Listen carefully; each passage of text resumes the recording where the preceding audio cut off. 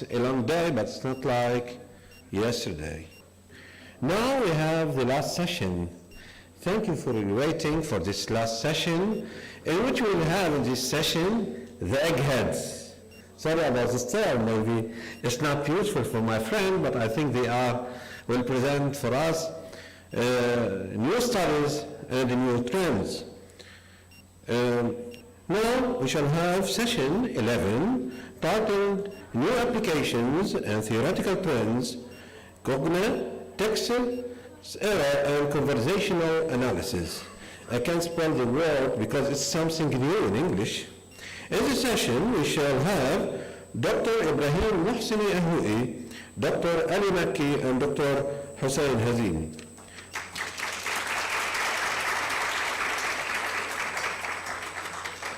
The first presentation, titled The Emergence of Homo Cognatexus, Implications for New Media Landscape.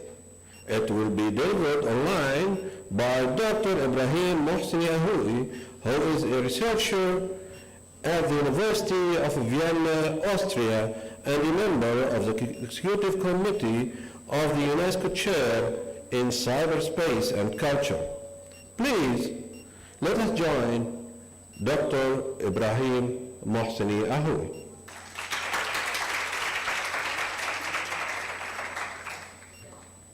Good evening, student participants in the second international conference on digital journalism and innovative media at Al Ma'arif University, Lebanon.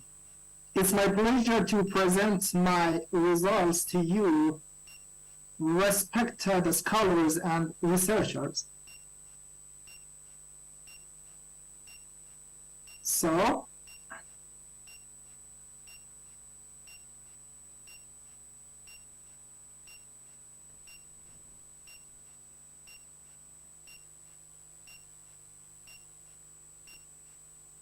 okay, my presentation focuses on the latest transition in media technology, the concept of new media and especially its effects on the human cognitive state.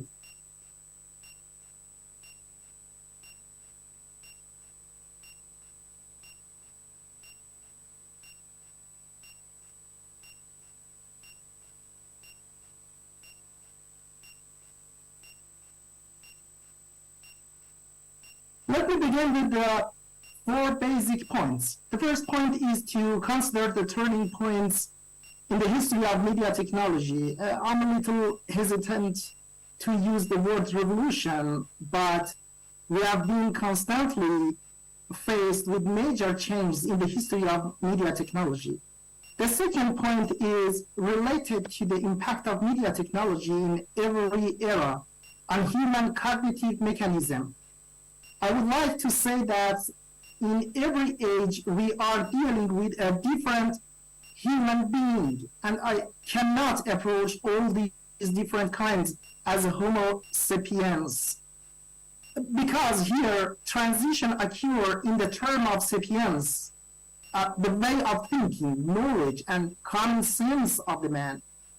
In addition, I want to emphasize that the dynamics of media power and politics is completely different in every age, and focusing on this aspect of media technology is very crucial in understanding the importance of what we are facing today.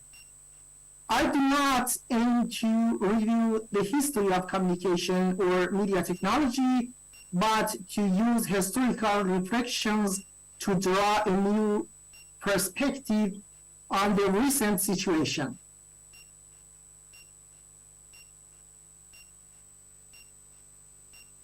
You are probably recognize the content of this slide, and I won't elaborate. I just want to draw your attention to the last one, 2006, when the Internet of Information era ended and the Internet of Data began.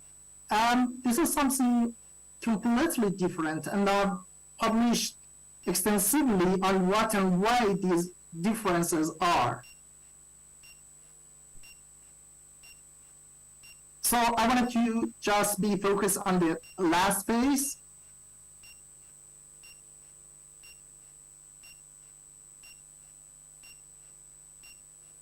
From now on, I will talk to you with the comparative platform. On each slide, please pay special attention to the last column. Let's start with the difference in materials in each era.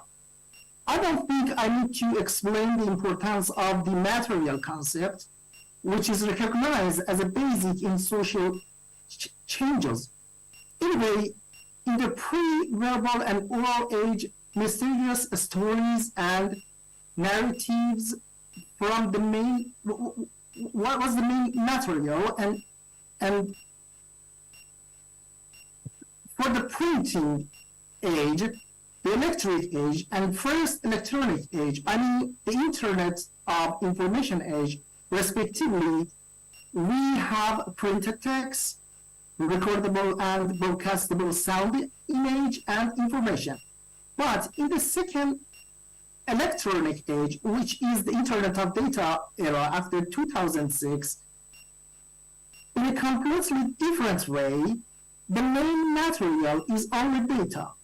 So forget the information totally. For example, artificial intelligence and machine learning is not based on information, but its raw material is data.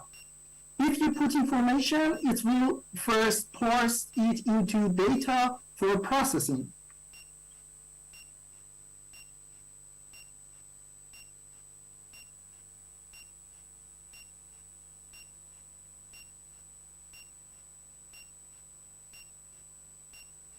Okay, yeah, so, yeah, I tried.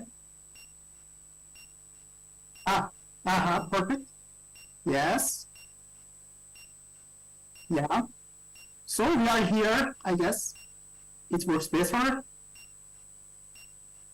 Yeah. Just a moment, please.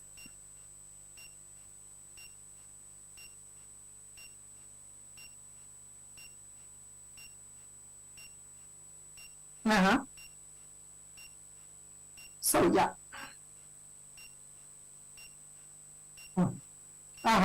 So then I wanted to be focused on the technological approach in each ages. So I wanted to start with the proverbial and oral age that just there wasn't any, let's say, hard words, but it was just about pitch and intonation storytelling as the technology of the period. And you can see other different technological basics to the last step, that is just the second electronic age, that was the datafication and KDD technologies. So I just wanted to be focused on these to just speak about the importance of this shift that comes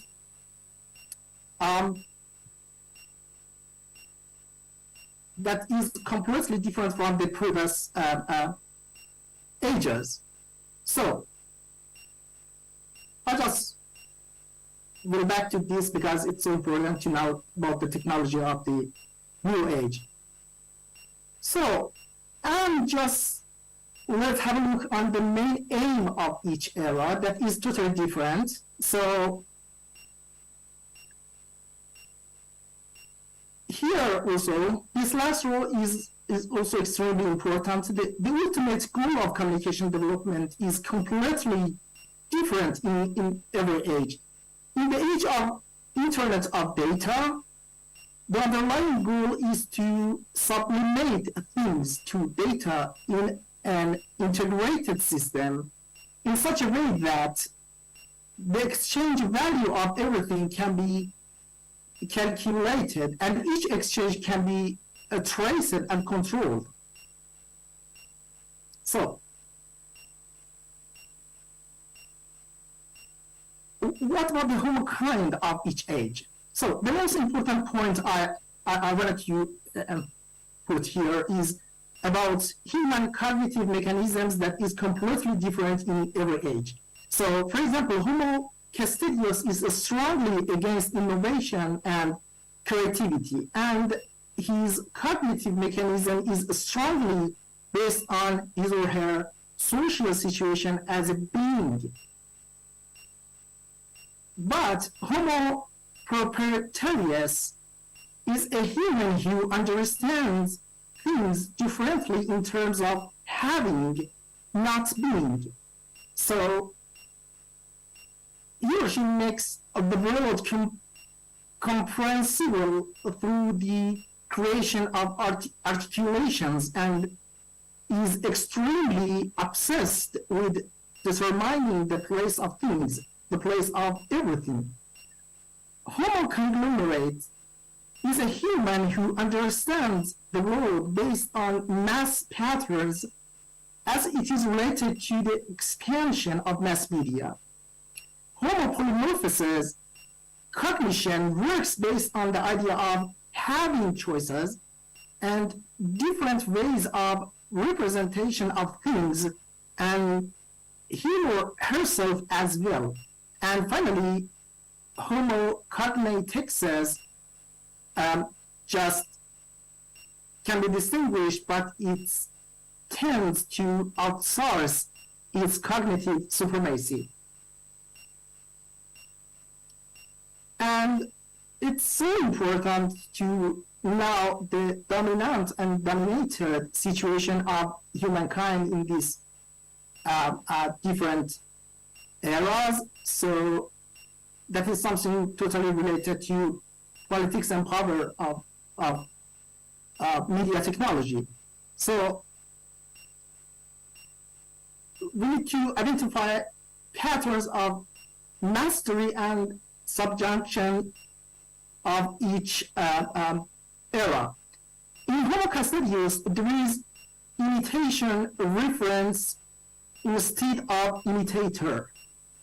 In Homo proprietarius, the master is one who articulates the world, and the servant is one who tries to define himself or herself in the structured articulations. In Homo conglomeratus, the master is the mobilizer of masses, and the dominated is the mobilized one in a mass situation. In Homo polymorphous, the master is one who defines the choices, and the servant is one who chooses based on the illusion of having choices. And finally, in Homo Cognatexus, the master is one who designs the outsourcing mechanisms of mind and cognition, and the servant is one who entrusts his or her cognitive capabilities to those systems.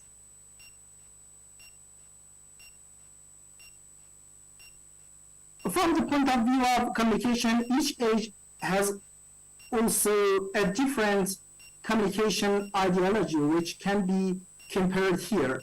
Each of these ideologies is derived from a different worldview. I obviously tend to focus more on the last one, which has a generic approach to humankind, where its ultimate goal is to achieve a generic, unified model of human behavior and simulate it by machines in such a way that the difference between man and machine is completely eliminated.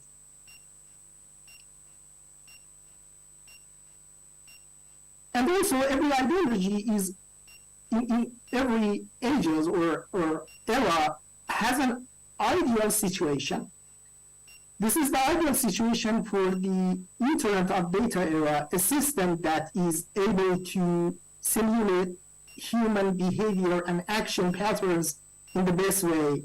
The ideal level of this situation is singularity, which means crossing the threshold that the machine is able to create infinitely unique patterns. So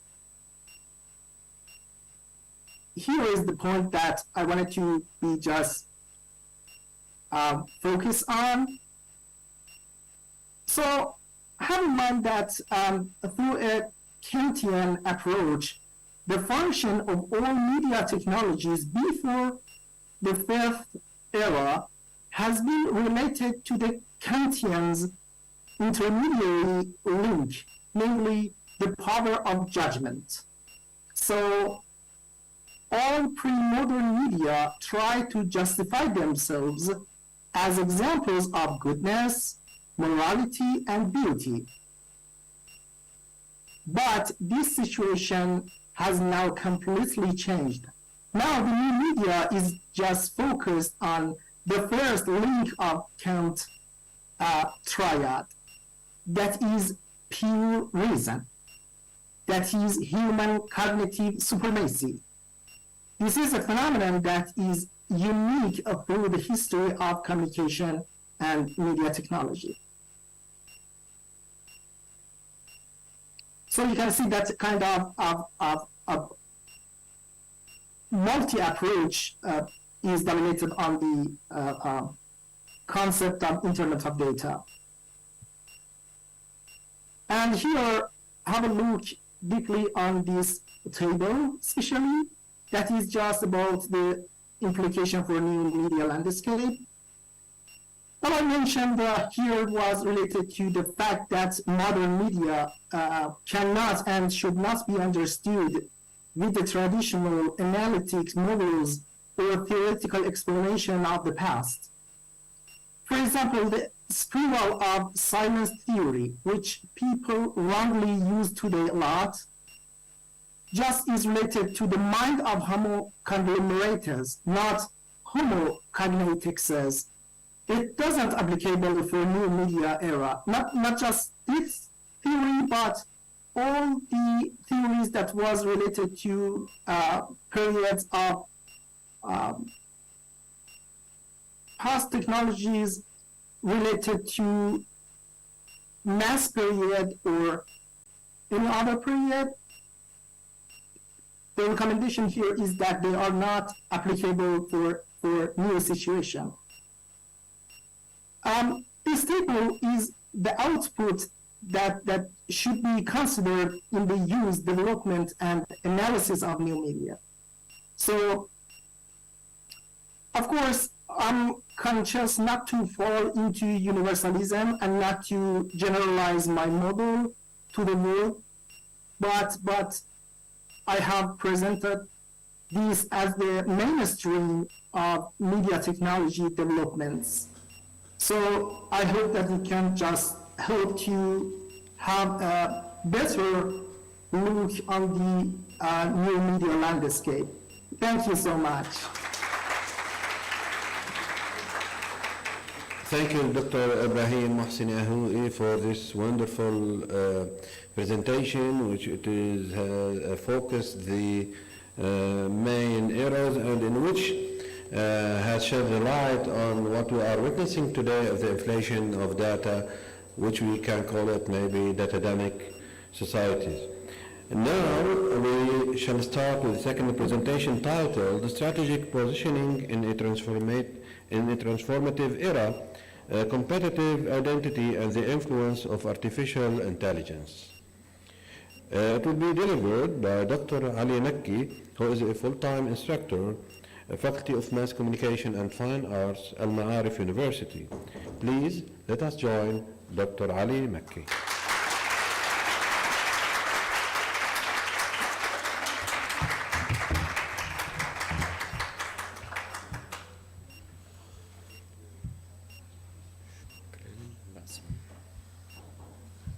Merci bien.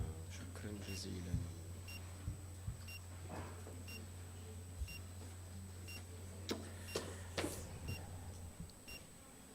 So, ladies and gentlemen and dear students, thank you for bearing with us for 2 consecutive days.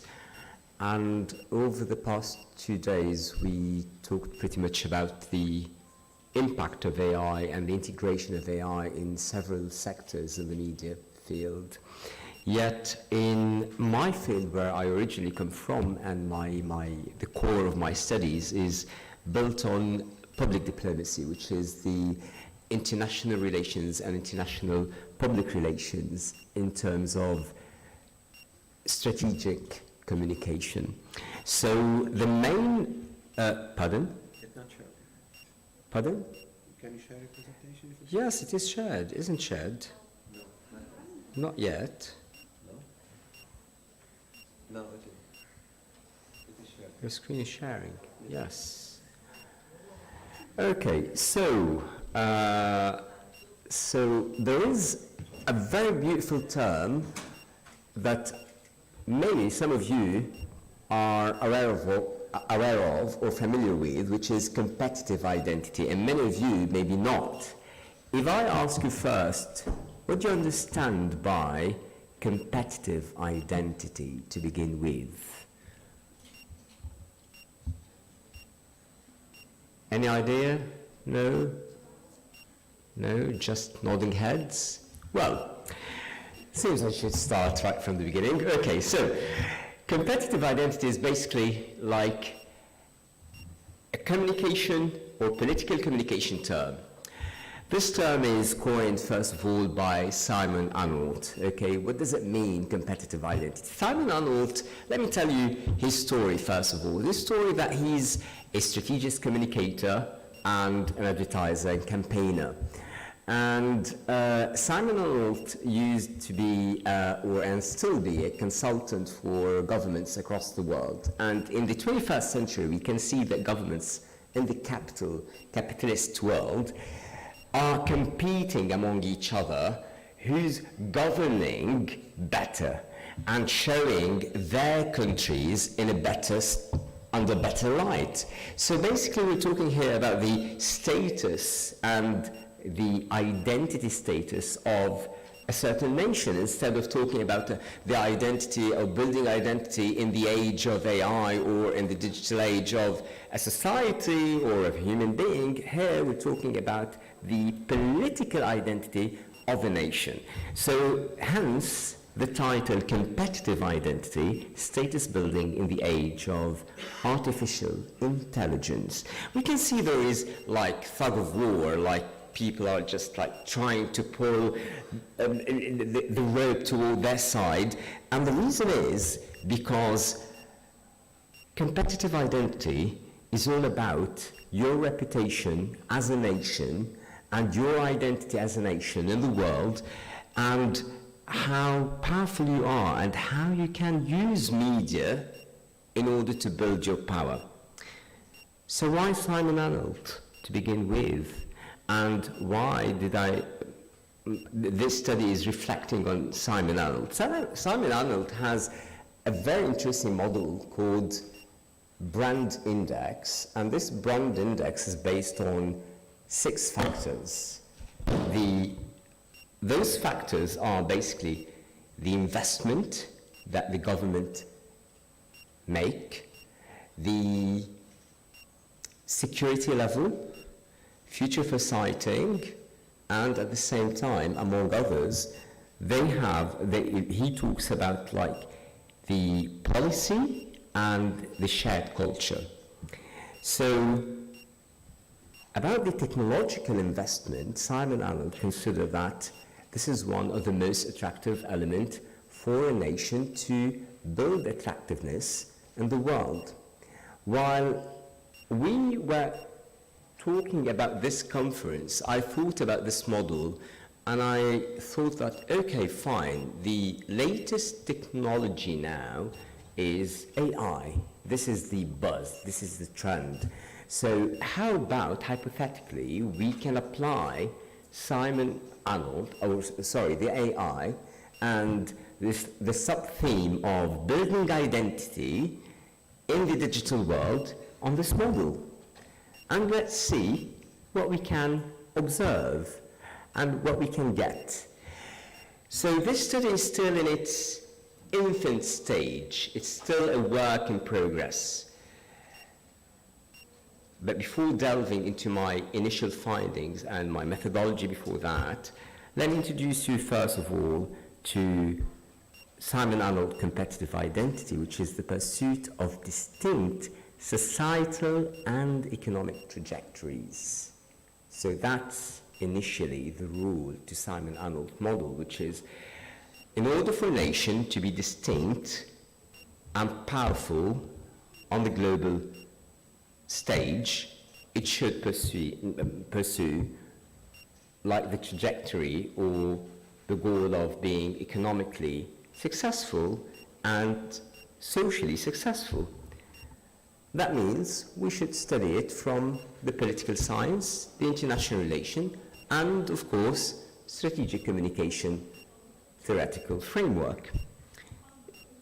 Therefore, I use this triangulation based on some reports, based on think tank reports, basically on brand index, the policy documents from Brookings, and other semi-structured interviews in order to be able to understand or to make sense of this hypothetical question that I posed at the beginning. So my data collection was diverse, equally was my data analysis, to find out or to reach 3 early findings: leveraging technological leadership, and I'll explain that, balancing between cooperation and competition, and reshaping traditional power dynamics. What does that mean?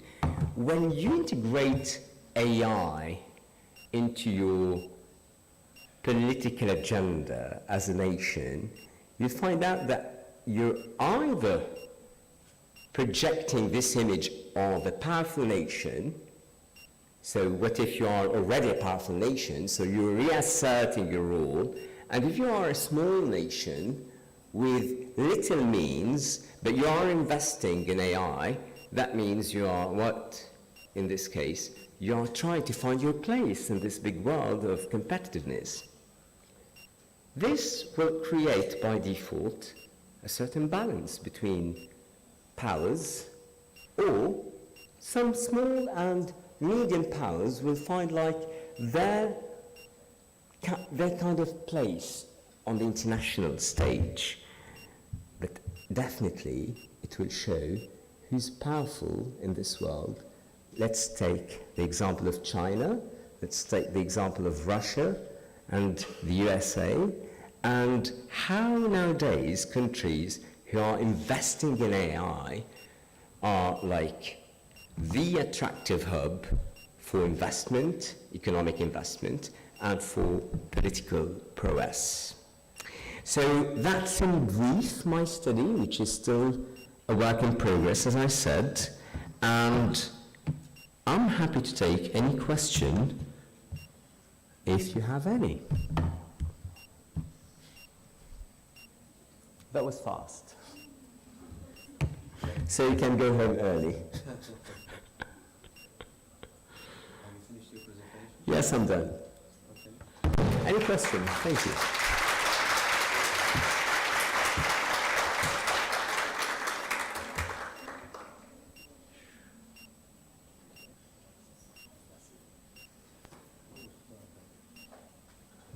So thank you for your explanation first. Second, I want to ask, so how can we, as a media students, provide ourselves with the necessary skills and knowledge to successfully navigate the landscape of strategic position and competitive identity in the era of AI?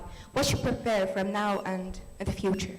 As students? As media students. Okay, of course you're going to pursue your studies in strategic communication to begin with, which is basically PR, international relations. That's the one of the ways. And definitely you can find plenty of jobs in NGOs and in governmental positions, so you can gain more experience like working on how governments work on their media visions to project their image internationally. Yeah.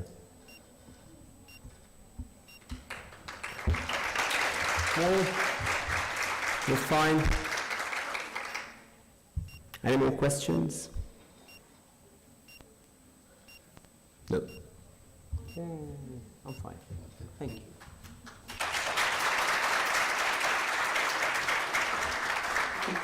Thank you, Dr. Ali Makki, for this wonderful presentation. Competitive identity, still with that identity. And also I've heard today in these two presentations that there is a touch, philosophical touch in approaching this identity in the digital era. The third presentation, titled The State of New Media Investment in AI, the Case of Conversational Agents. It will be delivered by Dr. Hussein Hazimi, who is a data scientist and a full-time instructor, Faculty of Mass Communication and Fine Arts at Al Ma'arif University. Please let us join Dr. Hussein Hazimi.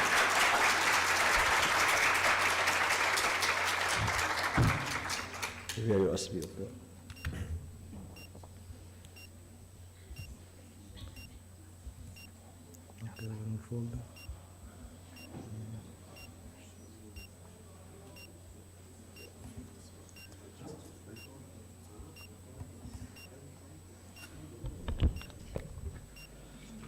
Only two files.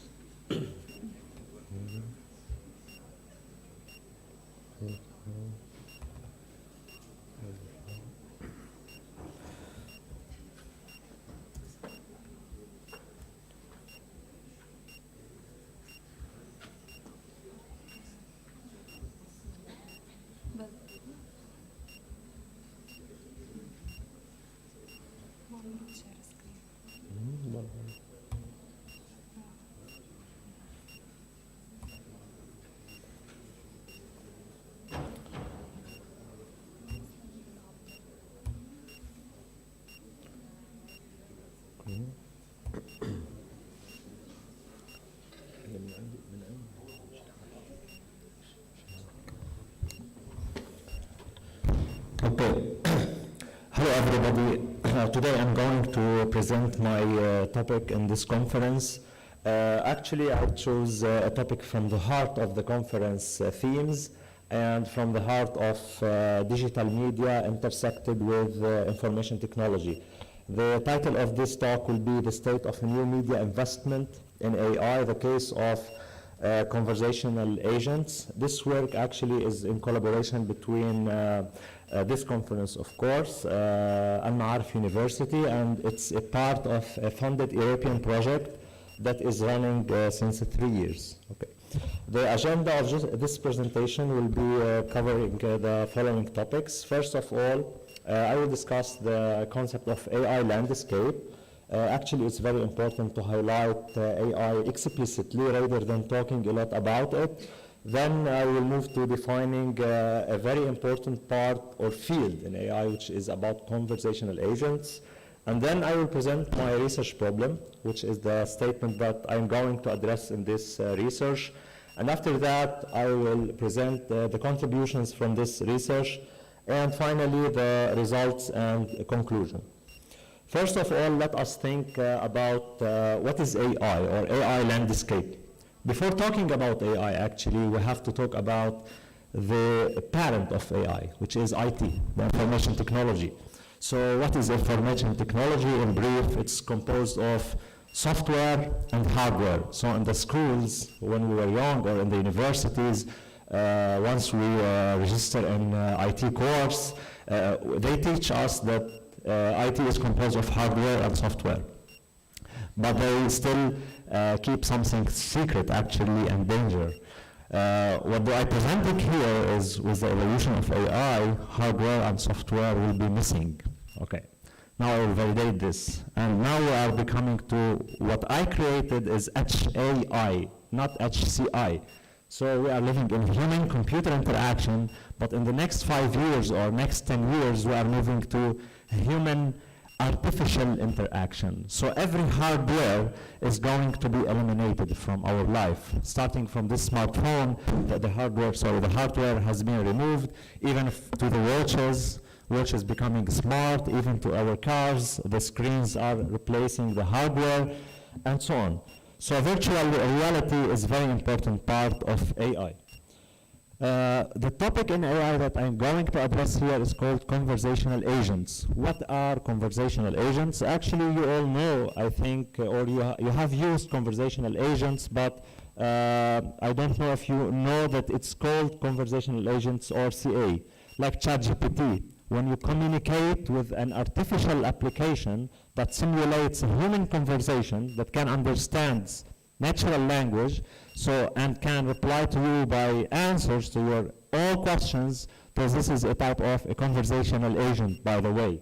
But we have to know that conversational agents are not limited to ChatGPT or chatbots that exists on social media and everywhere. So we have to know the other side of conversational agents that can be also robots. Robots exists since many years ago, but now they are becoming more intelligent and more smarter. So when talking about conversational agents, we have to address chatbots and robots. Let me here present 4 different state-of-the-art conversational agents. First one is a virtual, these are the categories actually of TAs. The first one is a virtual non-humanoid chatbot, so which is ChatGPT is a very popular example about this one. The second one is a virtual humanoid chatbot. So you can see like an avatar, and you can communicate with this avatar by asking questions and getting back away the relevant or correct answers. And here we have an example of non-humanoid physical robot. What you have to know also that we have also robots but that are not humanoid, so they do not appear as a human. So there are no like legs or eyes or hands like this one, okay, or any other robot which is a hardware robot that can interact with you using a natural language, fine? And the last one is the typical robot, which is a humanoid-like. It's a hardware, okay? The first 2 are software, and these are hardware. So you can communicate or interact with a conversational agent by voice or even by touching it. So these are the most 4 popular conversational agents in the state of the art.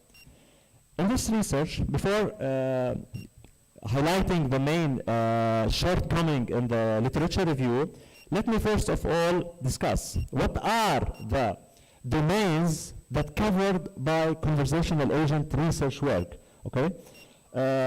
I'm listing here some of these domains which are the most important. You can see that physical activity, okay, chatbots designed to serve physical activity patients or probably to support some social cases or psychological cases due to the limitation of experts actually. So if somebody suffers from a certain illness, medical illness, physical, or a child at home that would like to get more effort by teaching him, so the parents are busy. So what's the solution here? Actually, in Europe and United States, the most easiest solution is to bring a machine or to design a machine. This machine has the ability to communicate with a child at home. Okay, this is actually danger, but sometimes it's totally beneficial, especially in the medical domain and in the media domain, which is missing. I will mention in the next slides. Here is the limitation. So media itself is still missing from the produced chatbots and robots. This is after performing a comprehensive literature review, we get this answer. So media is our target. I will show at the end of the application of the presentation what do we mean by media in this context. So the research here has 2 contributions. The first one is to conduct a comprehensive state-of-the-art or literature review over conversational agents applications in the literature. And after this literature review, we propose a state-of-the-art conversational agent application for TV users, okay? The facts about this research, particularly for contribution 1, the papers, the number of papers that have been addressed are 160 research papers that have been analyzed, each one individually and explicitly.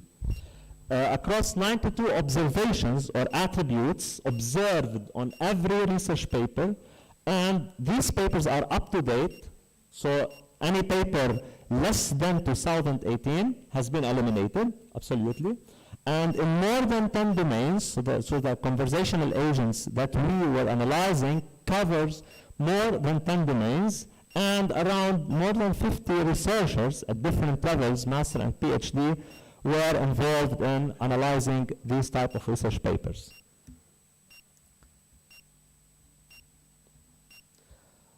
Quickly moving to the results due to the time constraints. Here we can see, first of all, the agent type. So, let me make this one. Okay, so the agent types here, as presented at the beginning of the presentation, we have physical non-humanoid, virtual humanoid, virtual non-humanoid, and chatbot. As we see that the chatbot remains the most popular conversational agent application that is used. And the main reason, because ChatGPT, we all use ChatGPT, but if I ask you all now, who uses robots at home, probably the percentage is 0, okay? In terms of age groups, so what age groups use conversational agents, regardless if it's a chatbot or a robot? In fact, here we found that adults are more feeling comfortable and familiar and probably friendly with the conversational agent rather than kids. Sometimes kids feel some dangerous, or they fear from the agent due to its design or any other reasons. I'm not going to list them. And elderly, what we have found that elderly uses conversational agents like if they suffer from a certain illness and nobody can take care about this illness, so conversational agent will be the quickest and smarter solution. In terms of the interaction domain, so here we found that parenting is one of the top domains used in conversational agents. So parents at home, especially in the West, they try to use conversational agents for their children at home in order to assist them to make certain activities that they cannot do them. So I have to bring water because the cup is...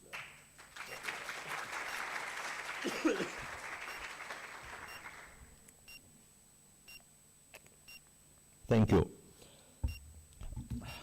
For the delivery method, so how to deliver the conversational agent? Via a desktop application, via a website, via a mobile app, via social media. I think that you all worked previously with conversational agent, particularly in social media. If you want to book, for instance, a flight, or if you want to communicate with a certain agency at night or after 12 o'clock, so you will communicate with a conversational agent that can give you the service rather than this human that will reply for calls on you. In terms of the input and output, so here it's very interesting actually to know how conversational agents communicate with you. Via natural language, of course, no. Okay, like ChatGPT communicates with users by using natural language, which is written using the keyboard, and they apply the text to you as a document or as a web form, etc. But text, of course, it's on top, because this is due, because chatbots are the most popular used conversational agent types. Voice is the second most important. Now I will give an example about voice application. And other like gestures, sometimes the conversational agent has the ability to simulate your gestures. So if you raise your hand, so this conversational agent might raise its hand, okay? And finally, sentiments or emotions. So if you smile, the conversational agent will know that you are smiling, or you are sad, or probably you are happy, and so on. Sorry. The second contribution is what we are going to develop is to design a novel conversational agent that is not exists in the state of the art, which is a TV. The objective is to transfer the TV from smart to intelligent. So now we have smart TV at home, but for me this is not a smart TV, okay? It's a stupid TV. Why? Because it uses remote control, you know? And the main purpose of AI actually is to remove the interaction, okay? AI actually main purpose is to allow users interact with information technology applications by not using hands or by not using computers or hardware commodity. So for this reason, as smartphones removed the keyboard and smartwatches removed the buttons, so why not eliminating this remote control? Okay, so this is the design of the applications that I have created. I will not enter into the details. You can read it later on step by step, but I will mention the main objective is to allow the TV understand your language. So if I am moving in my room and I would like to turn on the TV, I can speak with my TV. I can tell him, please turn on and start my preferred TV show at Almanar TV or any other channel. And this TV will be understanding on you. And do not think that this is a hard application to be developed. Now the project is began and it's under construction. And but what I have to mention here, sorry, that this, okay, thank you. This will be, of course, non-humanoid because there is no reason in order to make the TV intelligent, you do not need the humanoid representation. Okay, you can simply create an application on your smartphone or an application on the TV because it's smart. So I'm going to use the smart part of the TV and invest it in transforming this TV to be intelligent. So this is under construction, and as a future work, we are working on building this prototype. Of course, it needs funding, it needs time, and it needs a lot of students to make the code behind this application. Thank you.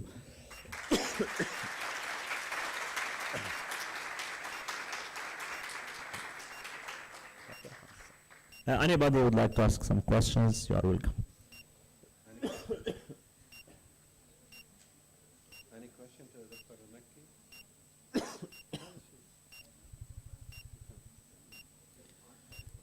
Oh, you would like to ask him? Yeah, you can ask him. Take your time. Dr. Hazimi just called the smart TV that we paid thousands of dollars on it to own it stupid TV? For me? Yes. I don't have a TV. Okay, that's not a finding then. Because social media are replacing the TV currently. You can watch reels, you can watch news. I have an application called Nabad. Okay. Right. It delivers to me all the news.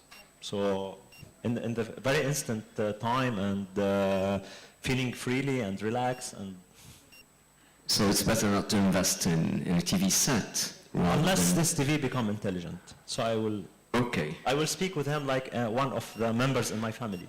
Please tell us how. So, in the How? future, yes. Actually, this is a data science process. If I want to enter into the details, I don't think that it's beneficial. But how you can simply design a hardware sensor, it's very easy, a voice sensor, okay, that you train. Because when we talk about AI, we are talking about, all people talk about AI, but actually there is nothing called AI. AI is a concept. Mm-hmm. But in application, the role is for machine learning, for deep learning, and for data science. These are the main domains of AI, okay?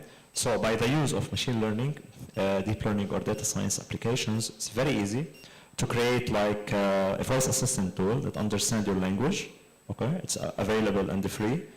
And then you train. You just need to train this application. And the training here is not too complex because communicating with the TV is not something very complex. You're just giving this TV a command, turn on, turn off, like you are communicating with any other thing at home. With Siri, for instance, please call my friend, or please call this contact. So it will be something similar to Siri, but for TV, okay? Because so far, after analyzing these 160 research papers, we didn't find anyone. They created a lot of conversational agents in multidisciplinary domains, like health, like education, like parenting, etc. But in terms of TV, okay, or media, TV belongs to the digital media, there is no, okay, of course, 100%, there is no application so far that address this problem. Okay, and of course, there is a lot of benefits from this application, and the main benefit for me is not for normal people However, for people that they suffer from disabilities, because these people, if they cannot move at home, and if they need further assistance for somebody at home to turn for him or for her the TV, so he can communicate simply if he has physical disability. Interesting, yeah. We rarely think about other segments in This is society. the main purpose, actually. Yeah. It's not for me. Of course, I will use remote control. It's very easy. Okay.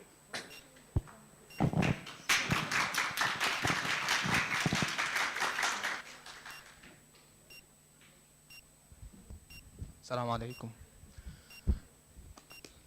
مش واضح؟ السلام عليكم. We are talking about smart television, but what about smart houses? Yeah, smart is being everywhere, starting from smartphone. Your phone is smart, and to smartwatch, and to smart cities.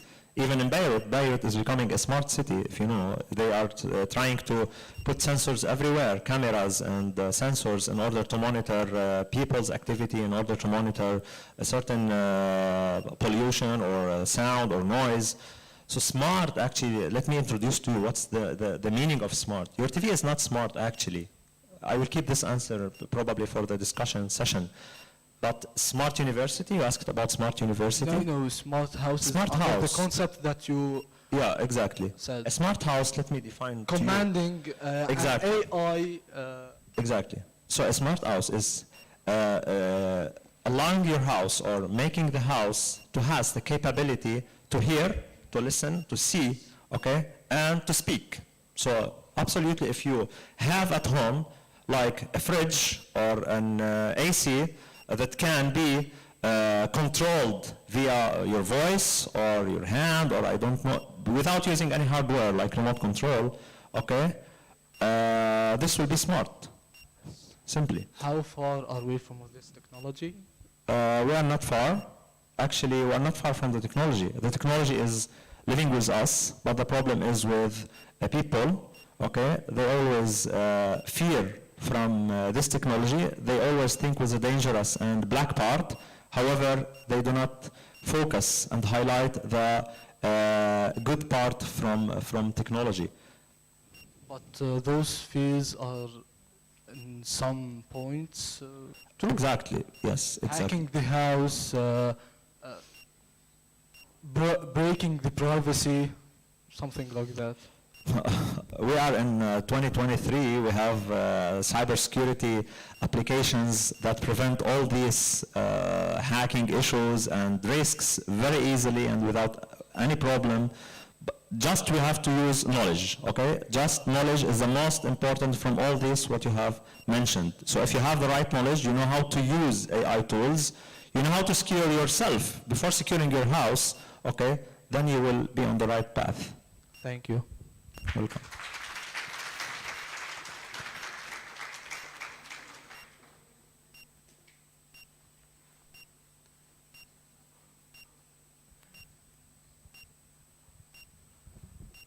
السلام عليكم. دكتور، كنت حضرتك انت عم تحكي بالكيس ستادي انه الاي اي هو اشبه ببرنامج اذا بدك ليسهل عمليه او يسهل حياه اللي عندهم عجز او ضعف من ناحيه معينه، او يكونوا مثلا لنقول ذوي الاحتياجات الخاصه مثلا على سبيل المثال، او مثلا نحكي نحن بمجمل انه نتطور بالتكنولوجيا لنصير بدل ما نكون كل شيء عم نستعمله بايدينا يصير عباره عن انه والله بس صوت، انه والله انا بس بدي اطلب من التلفزيون انه turn on وحط لي مثلا على المسلسل المفضل لإلي. انت كنت عم تحكي عن الناحيه الايجابيه، وذكر زميلي شغله انه هذا الاي اي وهذا التطور التكنولوجي له ناحيه سلبيه ما فينا نحن مثل ما بيقولوا نتغاضاها. يعني مش من الممكن مع هذا التطور ويصير انه نحن اعتمادنا بس على الاي اي او على اللي هو شبيه بالروبوت او شيء يصير مهيمن علينا من ناحيه انه نصير معتمدين. يعني مثل ما بتعرف انت هلا مثلا بالابحاث، او اذا واحد بده يعمل بحث معين بيروح على الشات جي بي تي بيسأله سؤال او انه والله عمل البحث عن الموضوع الفلاني بيطلع له كل شيء. فهذا مش رادع، او انه بمعنى بدي اسألك مش شيء سلبي من ناحية انه نحن نصير ما عندنا حس المسؤولية والابتكار الشخصي. وصل يعني السؤال واضح.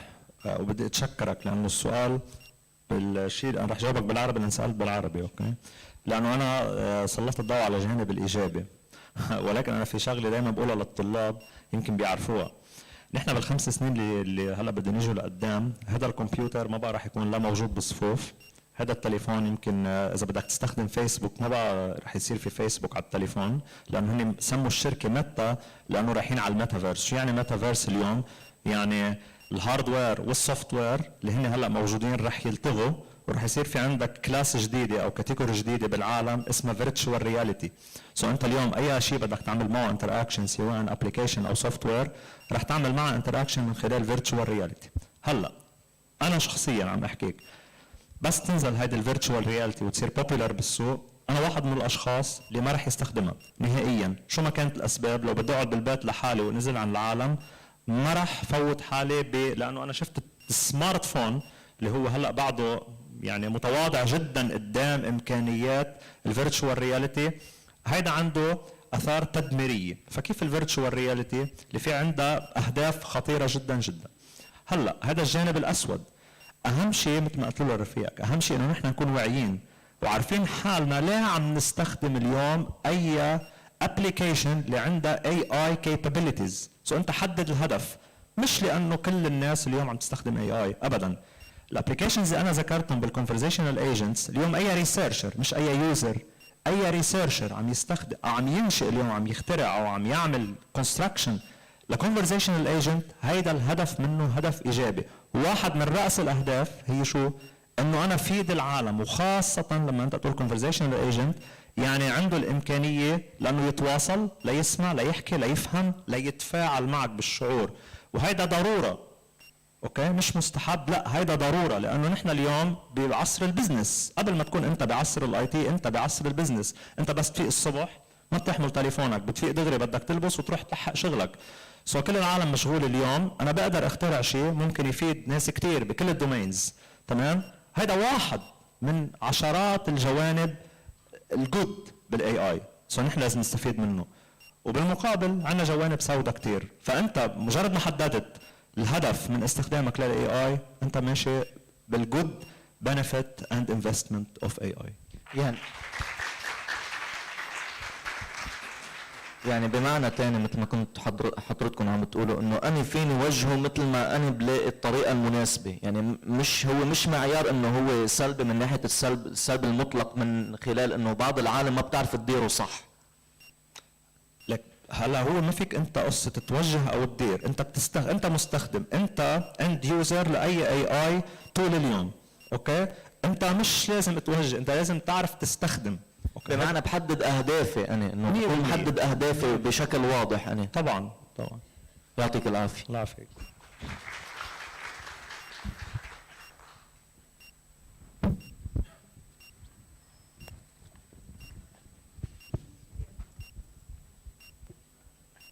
شكرا، يعطيكم العافيه. سؤالي بعد ما حكيت عن قصه التي في، نحن هلا عم نشوف قد ايه في تطور وقد ايه ماشيه الامور كثير بسرعه بحياتنا. كنا من قبل يمكن عم نحاول شوي عم نحافظ على الاذاعه، عملوا بودكاست، عملوا قصص، بس نحن تدريجيا عم نفقد وجود الاذاعه بحياتنا، الراديو يعني دقيقيا.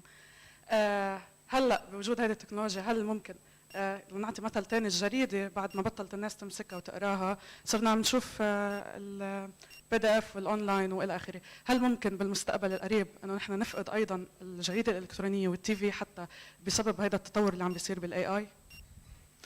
هلا اذا بدك هل ممكن، الجواب على هل ممكن اكيد 100%. حيبطل في تي في وحيبطل في راديو. بس اذا انت حابه تمسك الجريده وتقريها فالاحتمال 0% انك تفقدي.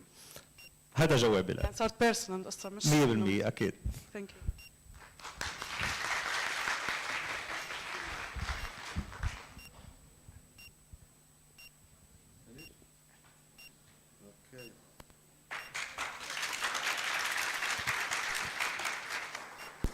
The eggheads, I think they don't like to talk further. Maybe they like to respond to your questions. That's good. I think they are agents of identity, agents of knowledge and mastering it. I would like to thank our presenters in the session, Dr. Ibrahim Mohseni Ahoui, Dr. Ali Makki, and Dr. Hussein Hazimi for these creamy sessions in knowledge. Thank you, dear attendees, for your patience. Thank you for your attendance for 2 days, 2 whole days. See you in the 3rd International Conference on Digital Journalism and Innovative Media Industry.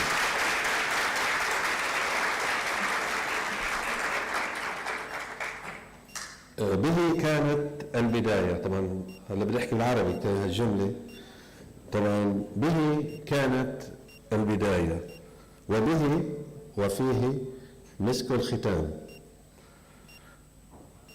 الآن مع عميد كلية الإعلام والفنون الدكتور علي التقي. المنبر الدكتور.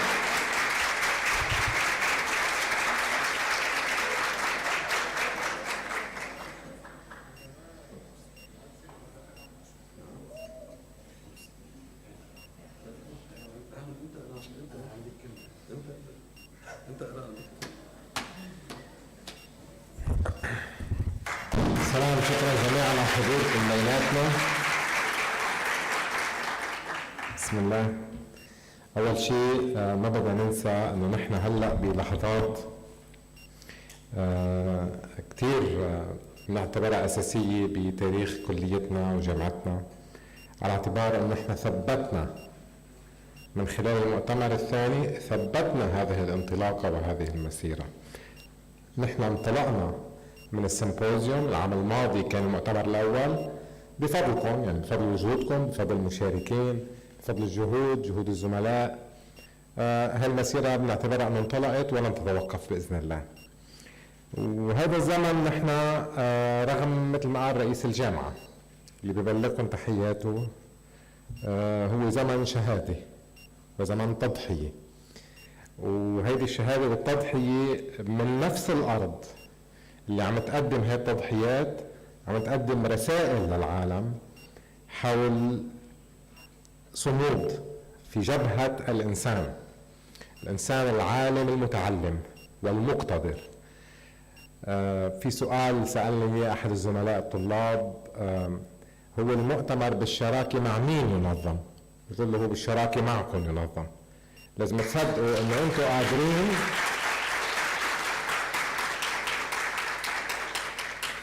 انه انتم قادرين تنطلقوا بهي المسيره وتمضوا فيها للامام. نحن عم نزرع النبته سويا، وان شاء الله بالمستقبل انتم اللي بدكم تقطفوا ثمارها. لما انا بيجي بتطلع وبلاقي هاي الاعمار الشابه عم تتناول هاي المواضيع العلميه بهي الجديه العاليه رغم كل الظروف. نحن عم نحكي عن طقس ماطر، عن وقت متاخر. انا بعرف الزملاء اللي لكم يمكن بغير جامعات بعمركم شو عم يعملوا بهي الوقت. نحن اليوم سبت ما حدا مضطر يجي على الجامعه، حضراتكم بمبادرة من تلقاء نفسكم لآخر دقيقة كنتوا عم تقدموا هاي الأسئلة اللي سمعناها من زملائكم من قليل. أنا بالنسبة لي اللي في يقولوا إنه انطلاقة المؤتمر هي خطوة ثابتة، والنشر العلمي العالمي سيستمر وسيتواصل، والشراكة مع المؤسسات والشركات اللي كانت حاضرة يوم أمس واليوم واللي بنوجه لهم التحية مجددا. نحن قلنا بحفل الافتتاح وجهنا الشكر لهم بحضورهم، ولكن بنأكد انه الشراكة من خلال المحادثات الجانبية اللي حكيناها معهم، هذه الشراكة ستتكرس في المؤتمر الثالث، وبنقول لهم انه لا سقف لحدود التعاون. يعني كل هذه الافكار التي قدمت تبعث برسالة أن التعاون مع هذه المؤسسات الجامعية والمهنية هي من دون أي سقف. الشكر أيضا لجميع المحاضرين يعني اللي ما زالوا لهذه اللحظات معنا سواء حضوريا أو من بعد. الشكر للحضور المتعطش. وفي عندي جملة أخيرة بدي أقولها للفريق العامل. الفريق الإداري والتقني والإعلامي العامل واللي هو خلف الستار. نحن عم نبين بس هن الأصل، نحن مجرد واجهة. اللي بحب أقول لهم إياه لهول الأشخاص أنه يليق بكم ما يقدم، يعني تستحقون كل خطوة إلى الأمام.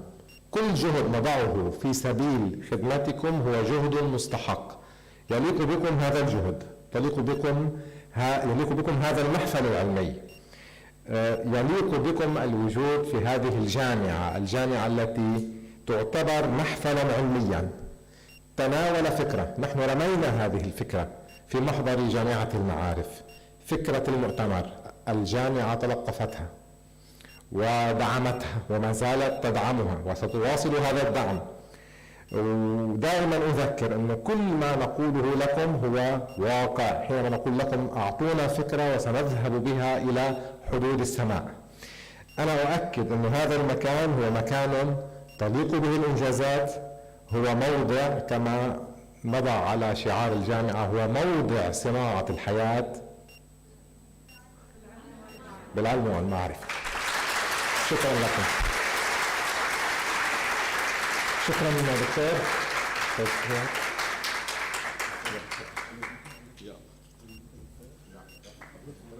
نكون الآن مع منسق المؤتمر دكتور حاتم الزين.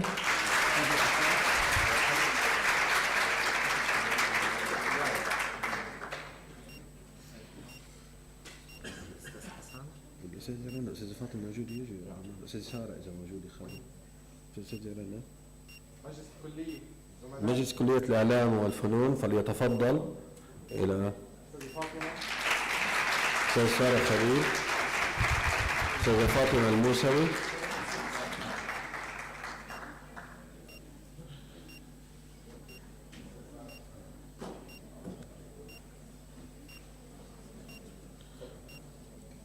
شكرا عميد كلية الإعلام والفنون الدكتور علي. في ختام 11 جلسة نظمها المؤتمر تناولت موضوعات مختلفة. طبعا كان المحور الأساس هو الهوية الرقمية الأصلية في المشهد الإعلامي المعاصر.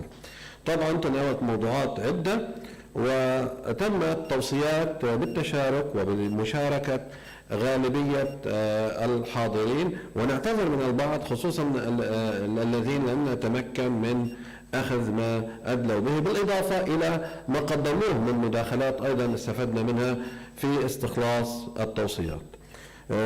على المستوى الأول وهو المستوى المهني، طبعا ثمت توصيات عدة منها مراقبة مستوى المادة العلمية التي يقدمها الإعلام عبر هيئة علمية رقابية مختصة.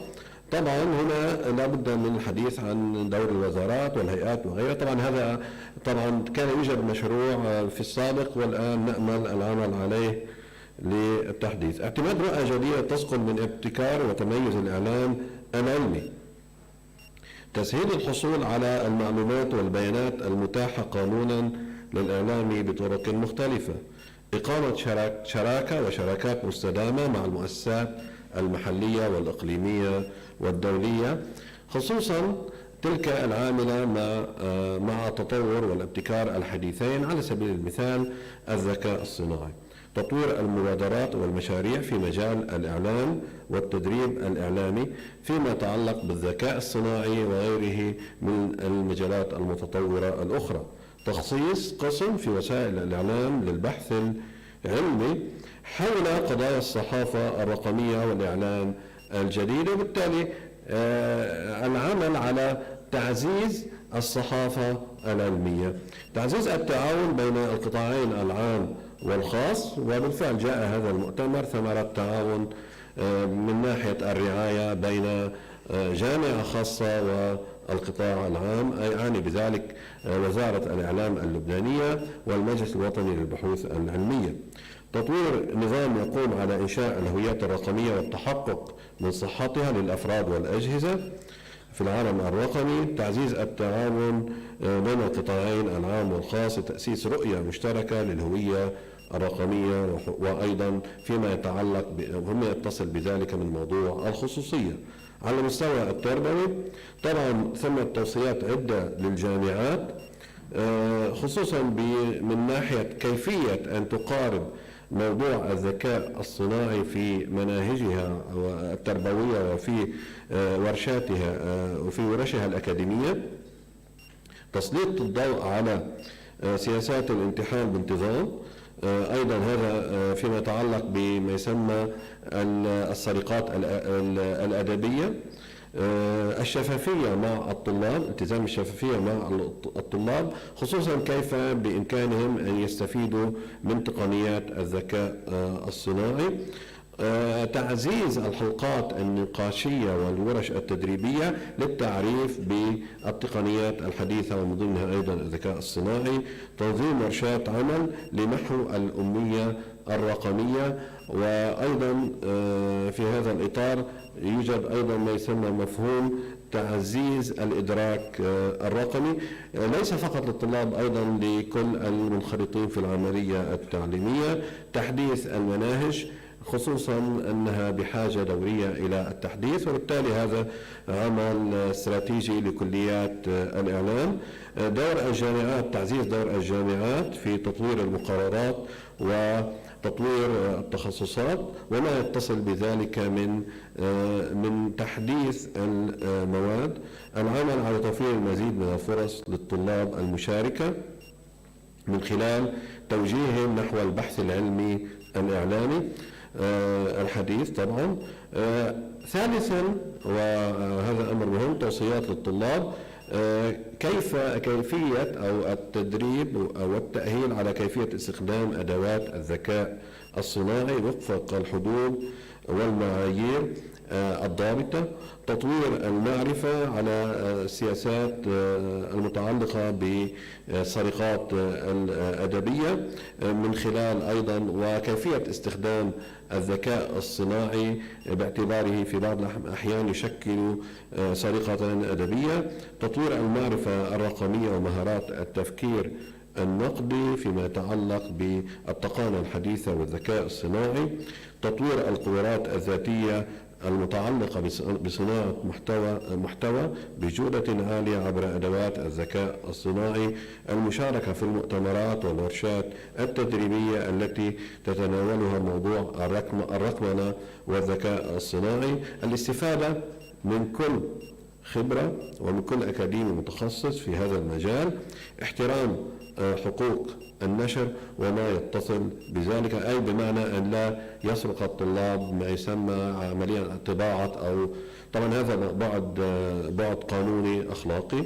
على المستوى البحثي طبعا تعزيز التعاون بين الباحثين العرب لنشر بحوث علمية سواء مفردة أو مشتركة، وبالتالي اشتراك العديد من الدول بعملية النشر العلمي، تعزيز البحوث العلمية خصوصا فيما يتعلق بتقنيات بلوكتشين تكنولوجي، ديجيتاليزيشن، artificial intelligence وما إلى هنالك. العمل على تطوير إعلام علمي متخصص عبر عملية تشاركية بين الأطراف المعنية بذلك، دعم العلوم المفتوحة للجميع أو تعميم العلوم لضمان وصولها بشكل مبسط إلى كل فئات المجتمع، تعزيز الكفاءات الإعلامية العلمية، أي إعداد صحفيين متخصصين بمناحي علمية، وهذا أيضا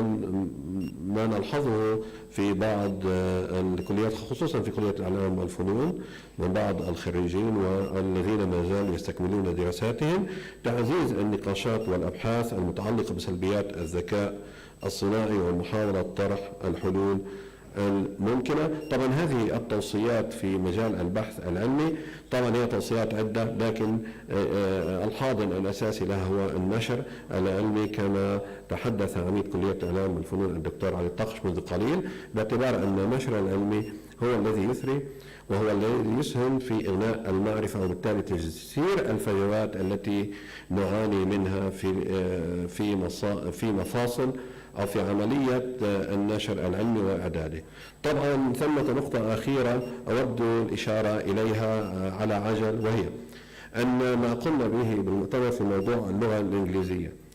طبعا نحن نحب لغتنا العربية ونعشقها، لكن المشكلة الأساس التي نقع بها هي عندما نريد أن ننشر ما نكتبه، فإننا عندما نخاطب شريحة للأسف الشديد بلغة عربية فإن القارئين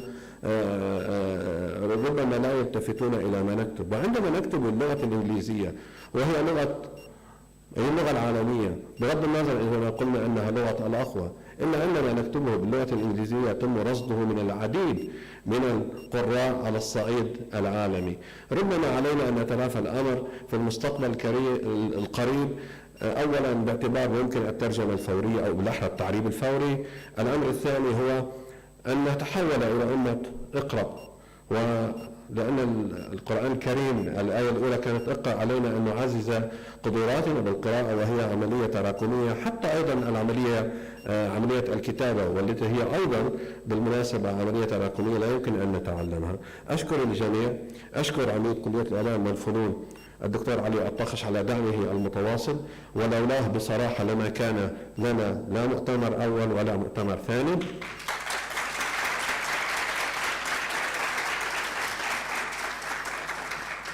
أشكر أيضا جميع أعضاء مجلس كلية إعلام الفنون، الدكتور علي مكي الذي بالمناسبة عمل ليلا ونهارا، وإذا ما قلت ليلا ونهارا صدقوني ليلا ونهارا حتى مرضنا جميعا عمل على الهوية البصرية بالتعاون مع الأستاذ حسن رمال، حدث منصة انستغرام وغيرها من الأمور ذات الصلة، أو ما يسمى براندنج المعارف اليونيفرسيتي and branding it on social media. الأستاذ حسن رمال الذي له بصمات فنية رائعة، لا أقول أنه الأستاذ حسن، بل هو الأستاذ المبدع حسن رمال.